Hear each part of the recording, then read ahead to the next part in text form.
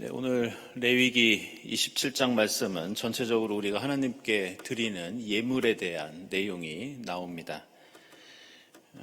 과거에는 사람을 하나님께 드리기로 서약했으면 사람을 직접 하나님께 바치는 것이 아니라 그 사람에 해당되는 값을 돈으로 환산해서 봉헌을 하기도 했습니다. 오늘 레위기 27장 2절부터 8절까지가 바로 그런 내용입니다. 9절부터 13절까지는 하나님께 동물을 드리는 서약에 관한 내용이 나오고요. 14절부터 25절까지는 집이나 밭처럼 이 생명이 아닌 예물을 약속한 그런 경우들이 규례로 등장합니다. 그리고 26절부터는 짐승의 맛배를 어떻게 드려야 하는지, 그리고 마지막 30절 이하에는 11조가 나오면서 오늘 레위기 전체가 마무리됩니다. 이처럼 오늘 레위기 27장에서 하나님께 드릴 수 있는 예물의 종류는 사람을 바쳤을 때 대신 드리는 돈, 동물, 그리고 집이나 밭, 이런 것이 나오는데, 이것은 고대 사회에서 한 가정에 속한 이 소유물, 일반적인 이 카테고리가 여기에 나오는 이 네 가지였습니다. 돈이나 동물이나 집이나 밭. 오늘 27장은 이처럼 하나님 앞에서 결단하는 이 서약과 서원이 이제 주로 나오는데요. 이 서약과 서원은 언제 하느냐? 하나님의 백성이 어려운 일이 있을 때 하나님께 도우심을 구하기 위해서 하나님께 미리 무엇을 드리겠다고 약속하고 기도하는 것, 그것을 바로 이 서원이나 서약이라고 합니다. 오늘 27장은 그 가운데 먼저 사람을 하나님께 드리는 서원이 나오는데, 이것은 오해하지 말아야 될 게, 이건 결코 인신 제사를 가리키지 않습니다. 그 예를 보면 알 수 있는데요. 사무엘기를 생각해 보시면 한나가 아이를 낳지 못할 때 하나님께 서원을 합니다. 그래서 나중에 사무엘을 낳고 사무엘이 평생 하나님의 일꾼으로 성전에서 살아가도록 그렇게 사무엘을 하나님께 드리는 장면이 있습니다. 그래서 그것을 생각하시면 오늘 27장을 이해하는데 도움이 되실 것 같습니다. 얼마나 대신 돈으로 드려야 하는지 3절부터 나오는데요. 20살부터 60살까지 남성은 50세겔, 4절 이하 보시면 여자는 30세겔, 5살부터 20살까지 남자가 20세겔, 여자는 10세겔, 그리고 7절에는 노인에 대한 가격이 명시되어 있습니다. 이게 사람한테 가격 매기는 게 이상하기는 한데요. 여기에는 기준이 있습니다. 뭐냐면 노동력에 따라서 가격을 매긴 것이라 이렇게 차이가 납니다. 어쨌든 이 액수는 꽤 큰 돈이었습니다. 나중에 성인한 사람이 이스라엘 역사에서 세금으로 성전세를 낼 때 반세겔을 흔히 냅니다. 그리고 노동자들의 한 달 월급이 나중에 얼마였냐면 한 세겔이었습니다. 따라서 이렇게 드려야 하는 헌금은 몇 년치 임금에 해당되는 큰 돈이었고, 거꾸로 생각하면 이 액수가 컸기 때문에 하나님께 함부로 약속하고 서원해서는 안 되는 그런 기능을 갖게 됩니다. 만약에 액수가 너무 적으면 항상 자주 하나님께 이 약속하고 저 약속하면서 하나님께 도우심 구하는 그런 기도를 드리겠죠. 8절 보시면 다른 재물이나 예물에서 볼 수 있듯이 역시 가난한 사람도 서원할 수 있도록 형편에 맞게 값을 정하는 규례가 따로 나옵니다. 동물의 경우에는 태어나기 전에 미리 약속을 했는데요. 여기는 이유가 있습니다. 나중에 태어났을 때 동물이 너무 건강하고 너무 품질이 좋고 막 이러면 아까워하면서 조금 안 좋은 걸 하나님께 대신 드릴까봐 대부분 이 서원은 미리 결정을 합니다. 이렇게 미리 약속하는 경우가 그 앞에서 말씀드린 사무엘 경우도 있었고, 여러분들 사사기에 나오는 그 입다 이야기 기억하실 겁니다. 당시 이제 암몬 족속하고 이스라엘 백성들 사이에 이제 전쟁이 있었죠. 하나님께 입다가 서원을 합니다. 전쟁에서 좀 도와주시면 제가 집으로 돌아갈 때 맨 처음 나온 사람을 하나님께 드리겠다고. 근데 그게 하필 딸이었습니다. 그래서 그 딸을 바치는 일이 생깁니다. 상당한 비극이죠. 그래서 오늘 레위기에서 어떤 동물이 태어날지 모르는 상태에서 미리 드리는 것처럼 결과를 알지 못하고 미리 하나님 앞에서 약속하는 것이 이 서약과 서원이 가진 이 특징이었습니다. 어쨌든 그럼에도 불구하고 이 입다 서원은 그 대상이 딸이었기 때문에, 사람이었기 때문에 대단히 잘못된, 부주의하고 경솔했던 서원이었습니다. 더 나쁜 것은 그렇게 약속했다고 실제로 그 딸을 희생시키는 일이 벌어집니다. 근데 오늘 27장 말씀에서 계속 나오는 게 재물을 어떻게 하면 물을 수 있는지에 대해서 오늘 말씀 자주 나오죠. 그리고 성경을 보면 하나님께서는 이 몰렉에게 자식을 바치는 인신제사에 대해서 대단히 분노하시고 금기시하십니다. 그런 의미에서 입다는 본인은 서원을 지킨다고 노력했지만 결과적으로는 더 큰 죄를 하나님 앞에서 짓게 된 경우라고 할 수 있습니다. 오늘 마지막 부분은 11조가 나오는데 이 11조는 하나님을 믿는 신앙에서 대단히 중요한 그런 특징을 가지고 있었습니다. 그런데 이것은 야훼 하나님을 믿는 신앙에만 있었던 제도가 아니었습니다. 이 고대 중동을 보면요, 다른 종교에도 이 11조와 유사한 그런 제도들이 있었습니다.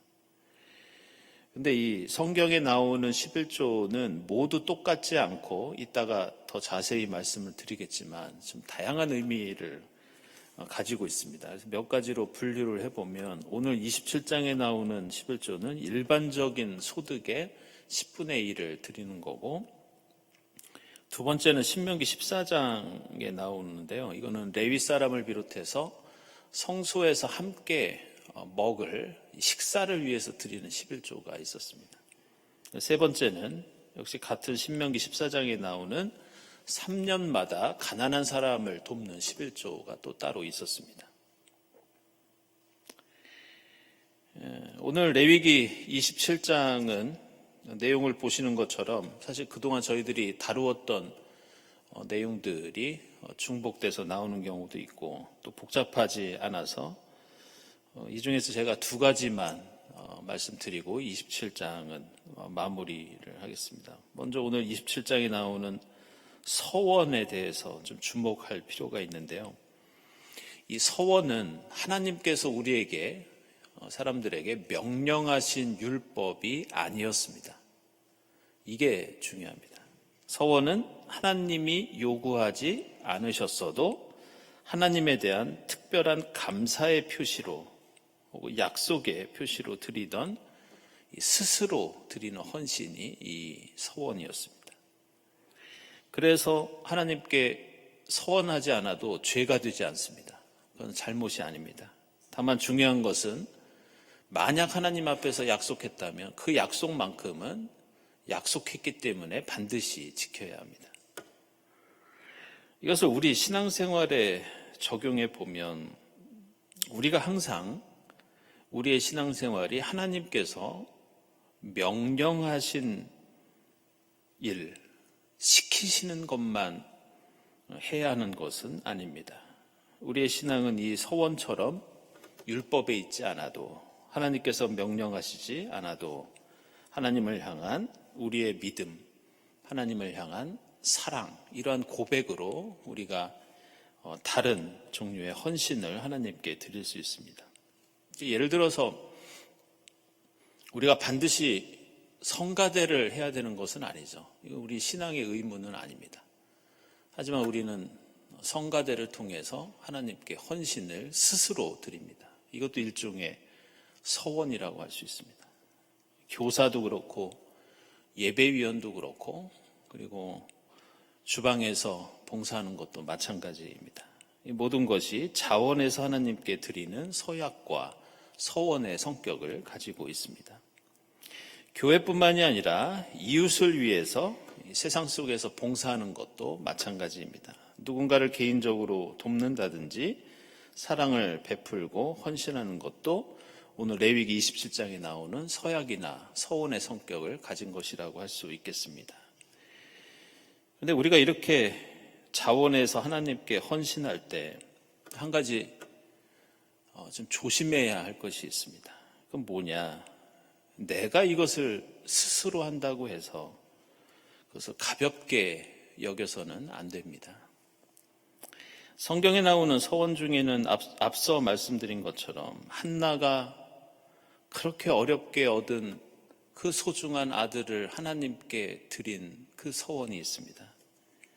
그리고 나시린이나 그리고 입다의 경우처럼 자신의 딸이나 아들의 인생을 하나님께 온전히 바치는 일들이 이 서약과 서원이었습니다. 그리고 오늘 27장에 나오는 이 돈의 값어치처럼 몇 년치 연봉을 하나님께 바치는 것과 같은 대단한 헌신이 바로 이 서원이었습니다. 결국 우리는 그들이 하나님께 자원해서 드렸던 그들의 약속이 결코 스스로 한다고 가볍지 않고 얼마나 인생의 큰 결단과 수고와 믿음이 동반되었던 일인지 느낄 수 있습니다. 따라서 우리가 교회에서 어떤 봉사를 하더라도 그리고 우리가 어떤 헌금을 의무가 아니라 자원해서 드리더라도 그것은 마치 한나가 아들 사무엘을 드리는 것처럼 엄중한 고백과 결단이 되어야 한다는 것이 오늘 27장에 나오는 서원에 담겨있는 중요한 의미입니다.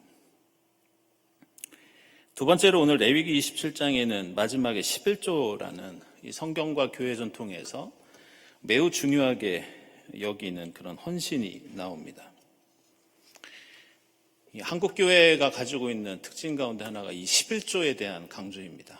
저도 아일랜드, 영국 이런 데서 보니까 거긴 11조가 없습니다. 근데 이제 우리 한국 교회를 보면 사실 11조가 나쁜 건 아니죠. 하나님께 그만큼 헌신을 한다는 건 좋은 것인데 이 대체로 보면 이 성경 구절 한두 개를 인용하면서 소득의 10분의 1을 무조건 하나님께 드려야 한다고 강조합니다. 게다가 문제는 11조를 드리지 않으면 마치 하나님의 것을 도둑질하는 것이고 자칫 더 큰 손해를 입거나 벌을 받을 수 있다는 그런 이야기도 많이 합니다. 하지만 성경에서 말씀하고 있는 이 11조, 교회 전통에서 지켰던 11조를 보면요. 그렇게 간단하지가 않습니다. 매우 복잡하고 다양합니다.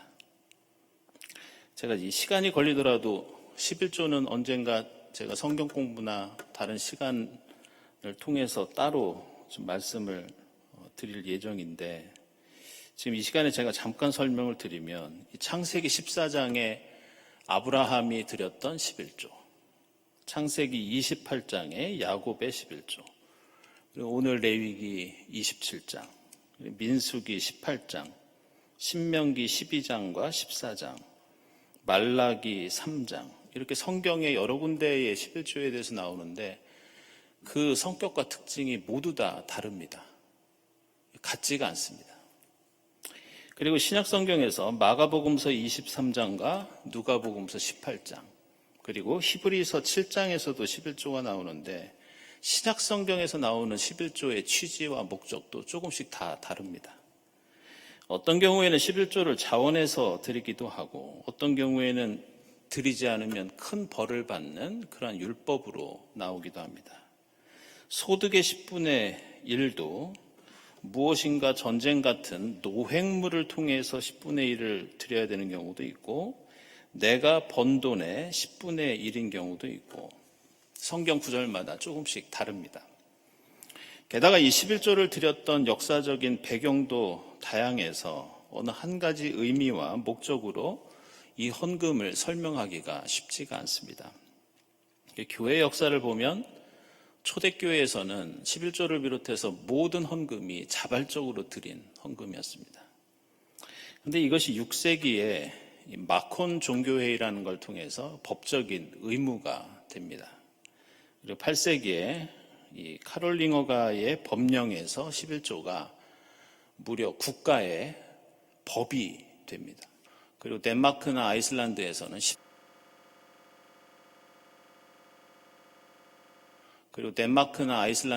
13세기에 법이 됩니다.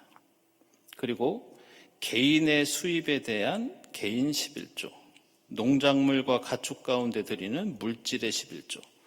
이게 나중에 어떻게 분류가 되냐면요. 앞에 것은 대 11조, 더 중요한 겁니다. 뒤에 것은 소 11조, 이런 명칭도 붙였습니다. 그러니까 예를 들어서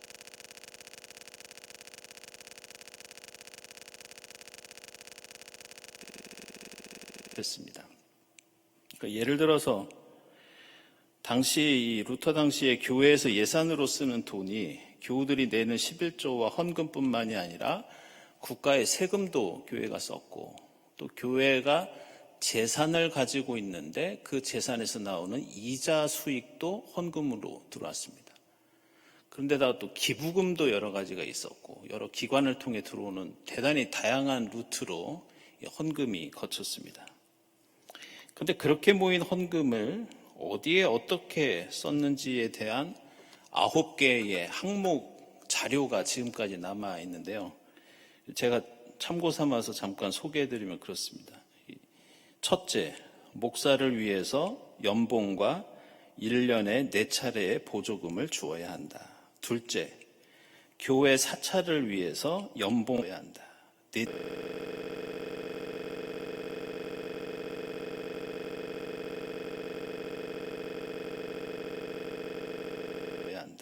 넷째, 교회 10명의 위원들이 주일마다 혹은 비정기적으로 장애인, 환자, 가난한 사람들, 노년에 일할 수 없는 노인들의 의식주를 도와줘서 구걸하지 않도록 도와야 한다. 다섯째, 고아 가난한 어린이들의 생계와 교육을 위해서 써야 한다. 여섯째, 구걸하지 못하는 가난한 사람들을 위해서. 그리고 일곱째, 나그네를 위해서. 여덟째, 예배당, 목사 사택, 학교, 사찰 사택, 가난한 사람들을 돕는 구빈원의 건축과 유지를 위해서. 그리고 마지막이 재밌습니다. 나중에 전쟁이 일어나면 곡식을 비축해야 하기 때문에 미리 헌금을 써서 곡식을 모아둬야 한다. 이런 규정들이 이렇게 나와 있습니다.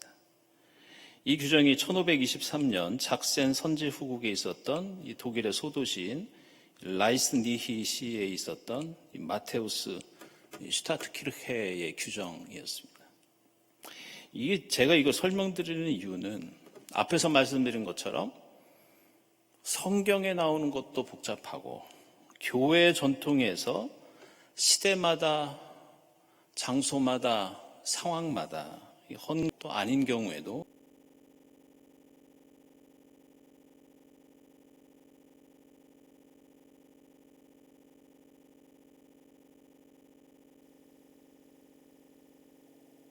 또 아닌 경우에도 많이 있습니다. 다만 우리는 오늘 레위기를 마무리하면서 레위기에서 말씀하고 있는 우리가 하나님께 드리는 예물, 헌금, 제사, 예배가 가진 중요한 특징을 생각해 봐야 합니다. 그것은 기억하시겠지만 레위기의 앞부분을 보면 1장부터 7장까지는 우리가 하나님께 의무적으로 드려야 하는 제물과 제사에 대해서 말씀하고 있습니다.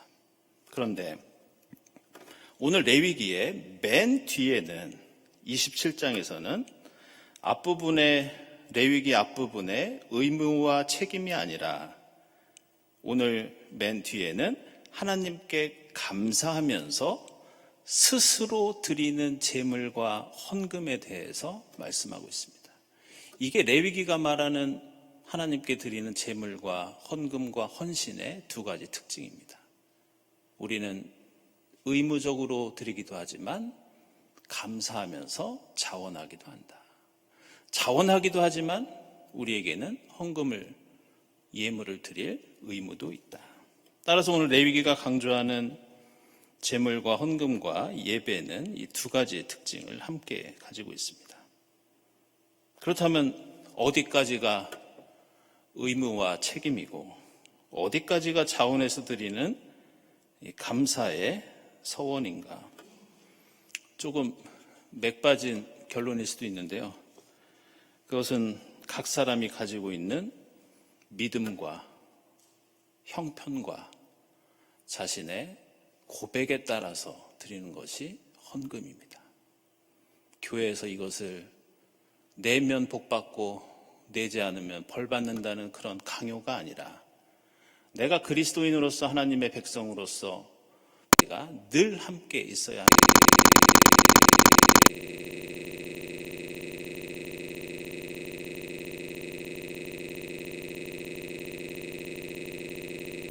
늘 함께 있어야 하는 것이 하나님께 드리는 제사, 제물, 헌금, 예배의 특징입니다.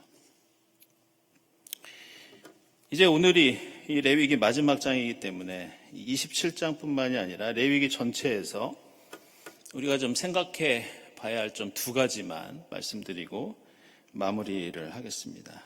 첫 번째는 이 레위기라는 책이 하나님의 백성들에게 어떤 의미가 있는지 그 목적을 알 수 있는 성경 구절이 있습니다. 그게 출애굽기 19장 6절 말씀입니다. 하나님께서 이스라엘 공동체를 향해서 너희 그 신앙 공동체의 취지와 목적이 무엇인지 이렇게 말씀하십니다. 너희 나라는 나 하나님을 섬기는 제사장의 나라가 되고 너희는 거룩한 민족이 될 것이다. 너는 이 말을 이스라엘 자손에게 일러주어라. 여기서 중요한 것이 제사장 나라라는 명칭입니다. 이게 히브리어로 맘무레케트 하코하님이라고 하는데 이게 직역을 하면 제사장의 나라가 아니라 제사장의 왕국입니다. 이게 제사장들이 왕이 되는 나라를 가리키는 것이 아니라 제사장이 하는 역할, 그것이 이스라엘이라고 하는 공동체, 이스라엘이라고 하는 나라를 이끌어가는 기준이자 질서이자 원동력이 돼야 한다는 그런 뜻입니다. 우리가 보통 나라 생각하면 그 나라에서 중요한 게 경제나 정치, 외교, 군사력, 여러 가지 얘기할 수 있겠지만 너희는 그런 나라가 아니라 제사장이 하는 그 업무가 그 나라에서 가장 중요한 그런 공동체가 되어야 한다. 한마디로 모든 백성이 하나님께 신령과 진정으로 예배드리고 헌신하는 나라. 그 예배를 중심으로 하나님의 말씀을 듣고 하나님의 뜻을 따르는 나라. 그래서 이 기준은 역사를 평가하는 절대적인 기준이 됩니다. 아시는 것처럼 이스라엘 역사에서는 아무리 경제가 발전해도 하나님한테 제대로 예배드리지 못하면 그때는 악한 시대이고 그 왕은 악한 왕입니다. 아무리 다른 일을 잘하더라도 하나님께 온전한 헌신을 드리지 않는다면 그 사람은 실패한 사람이고 그 시대는 실패한 시대가 됩니다. 이것은 이 땅을 살아가는 모든 하나님의 백성이 가진 우리의 사명과 책임, 그리고 우리가 누릴 수 있는 권리와 행복이 되기도 합니다. 우리가 드리는 이 예배, 우리가 나누는 말씀과 기도, 이것이 우리 삶의 중심이 되는 것.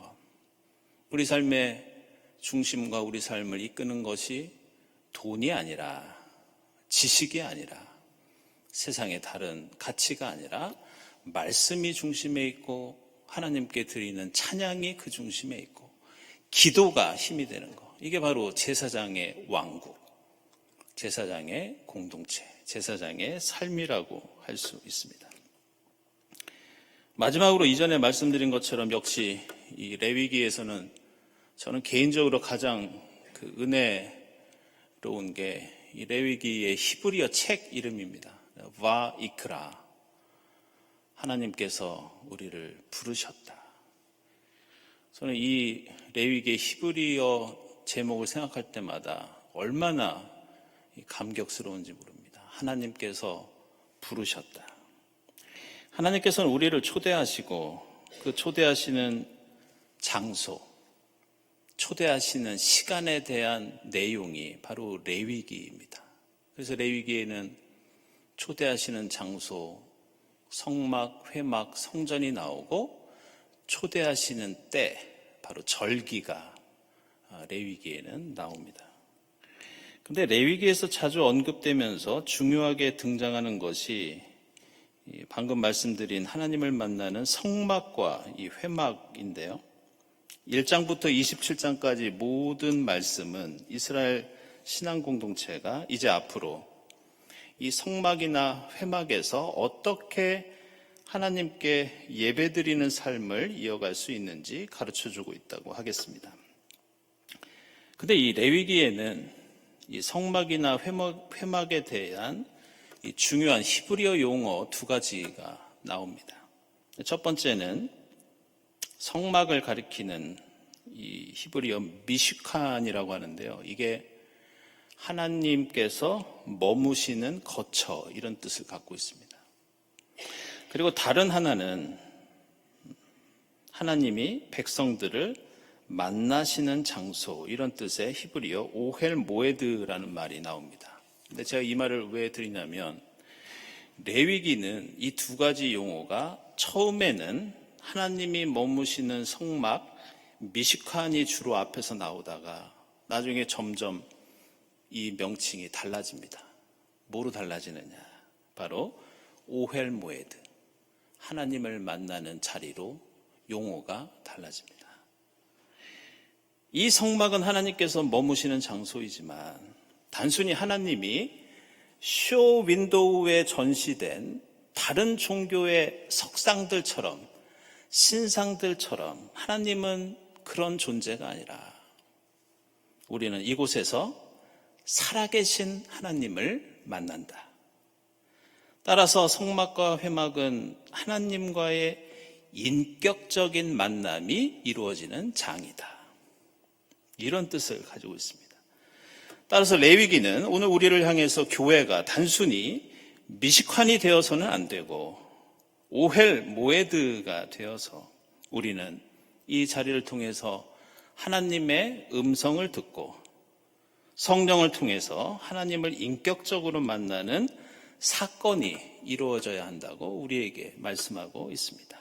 그 만남이 우리에게는 세상의 다른 어떤 것과는 비교할 수 없는 기쁨과 위로와 용기가 되고 그 만남을 통해서 우리의 삶과 신앙의 변화와 역사가 일어날 수 있다고 레위기는 우리에게 말씀하고 있습니다. 오늘 지난 몇 개월 동안 이어져 온 이 레위기 강해를 마치면서 우리가 드리는 이 예배가 그저 하나님을 구경하고 돌아가는 자리가 되지 않아야 한다고 말씀하고 있습니다. 항상 이 예배, 우리가 드리는 이 예배가 오헬 모에드, 하나님을 만나는 자리가 되어서 주님의 음성을 듣고 주님을 만나고 주님 안에서 기쁨을 누리는 예배하는 삶이 될 수 있기를 주님의 이름으로 축원하면서 레위기 강해를 마치겠습니다. 말씀을 묵상하면서 기도드리겠습니다.